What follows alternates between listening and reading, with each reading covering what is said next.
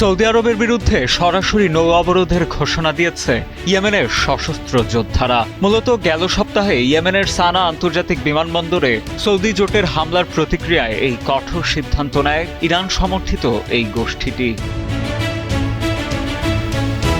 কাতার ভিত্তিক সংবাদ মাধ্যম আল জাজিরার এক বিশ্লেষণধর্মী প্রতিবেদন বলছে, 2015 সাল থেকে চলে আসা ইয়েমেনের সংঘাতে এটি একটি নতুন এবং উদ্বেগজনক মোড়। ইয়েমেনের এই সশস্ত্র যোদ্ধাদের দাবি, গত 13 বছর ধরে সৌদি নেতৃত্বাধীন জোট তাদের ওপর অনেক অবরোধ ও নিষেধাজ্ঞা চাপিয়ে রেখেছে। এখন তারা সেই অবরোধেরই পাল্টা জবাব দিচ্ছে। গোষ্ঠীটির নেতৃত্ব হুঁশিয়ারি দিয়েছে, সৌদি আরবের যে কোনো পদক্ষেপের কঠোর ও চূড়ান্ত জবাব দিতে তারা পুরোপুরি প্রস্তুত।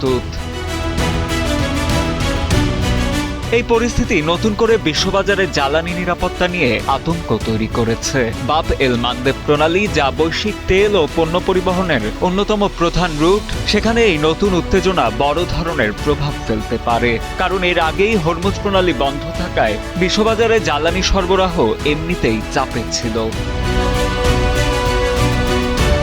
উল্লেখ্য, 2024 সালে বাব এল মানদেব প্রণালী দিয়ে প্রতিদিন প্রায় 7 মিলিয়ন ব্যারেল তেল ও পেট্রোলিয়াম পণ্য পারাপার হয়েছে, যা বিশ্বের মোট উৎপাদনের বড় একটি অংশ।